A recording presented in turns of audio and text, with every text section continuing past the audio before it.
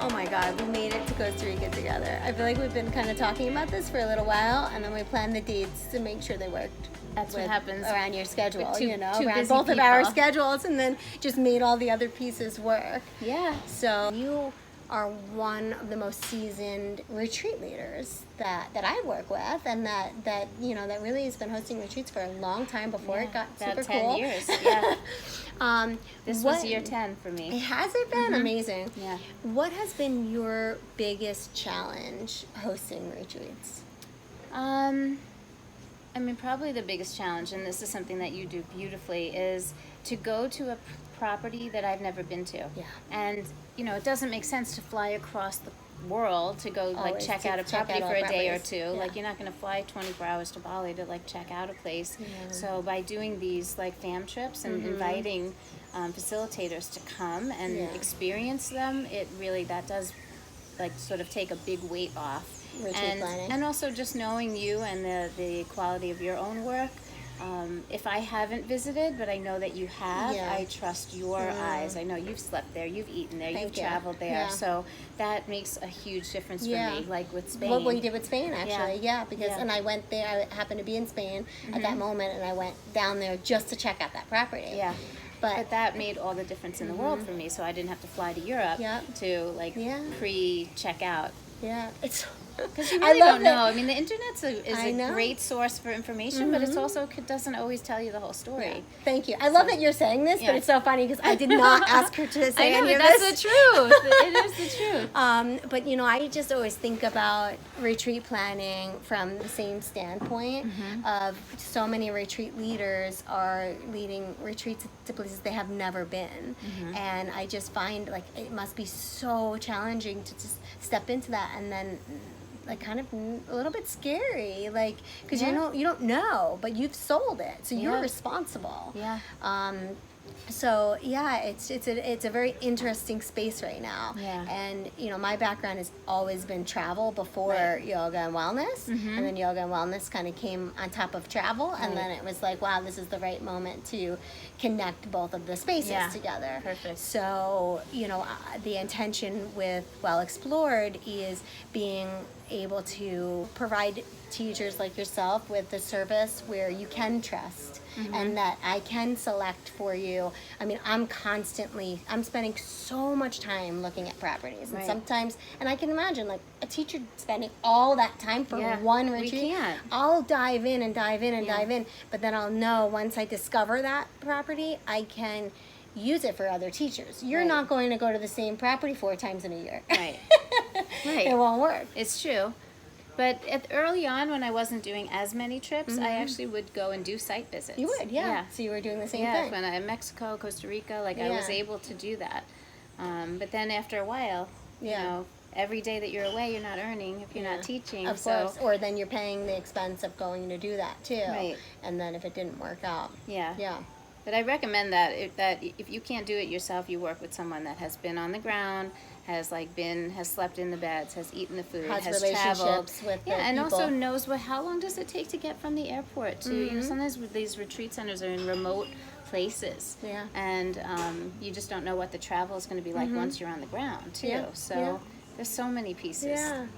Because as a retreat leader, you are sharing something so spiritual and so sacred and so beautiful with your students, but if you have to be weighed down with all this minutia and all the logistics and all the things that actually probably might go wrong, because a lot of times this can happen, it'll take from the energy that you need to share with your students. I like to think now, 10 years later, that I have learned from my mistakes. Every single time I have more experience, and the trips get a little bit better. So what would you say for a brand new retreat leader that's getting into the space of, not having 10 years of experiences of learning through that?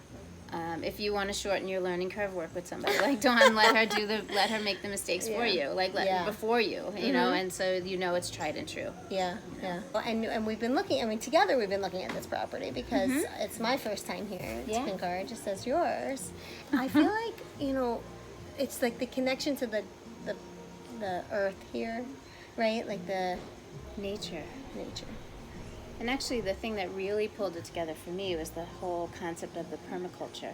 Yes. I didn't even know that that was part of the experience here, and I am just sort of even having a hard time wrapping my head around how deep that goes in terms of like everything on this property is used and like reused and repurposed, and it all becomes its own almost ecosystem.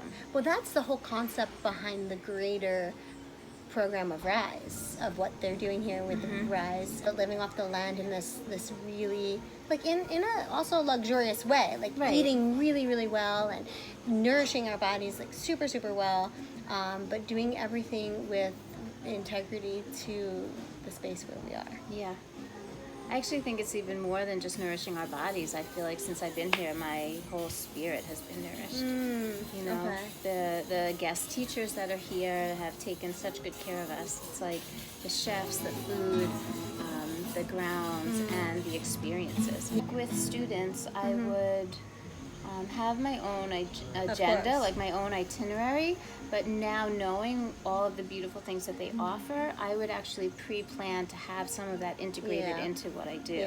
So like just the live music around the fire the first night, like that's such a beautiful like special touch, and the sound healing, and just, you know, I think that experience that we had in the Temescal, which is like the sweat lodge, was really meaningful, and I feel like that would be a beautiful piece to add to any part of the programming I would do. Yeah, I thought they did it in such a loving, spiritual way. I was pretty nervous.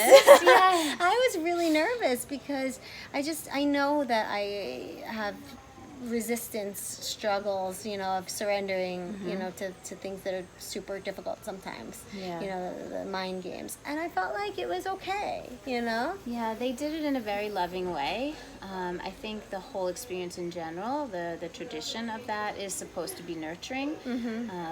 So it's sort of like a combination of like going in and then coming out and having a rebirth and sort of leaving a part of yourself behind. Yeah. So I don't think that would be harsh.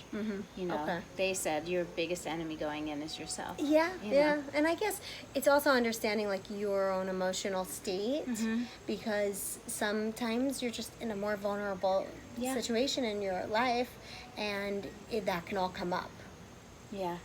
Right, but then that's the same thing like if you get into a yoga class. That's the same thing, right? Right. So it's anytime we're really trying to dive in a little bit into our bodies and minds, that will come and up. it would really depend on the intention of the trip that's planned, like which one of the services you would choose. So you'd know if it worked with your agenda. You know?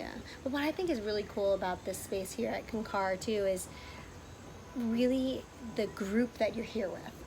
So if you're here with 20 people that are all just incredible, vibrating souls that are here to share a community intention, like you are going to have the most incredible experience, you know, around the food and the yoga and all the spiritual ceremonies. And it just would be incredible. Yeah.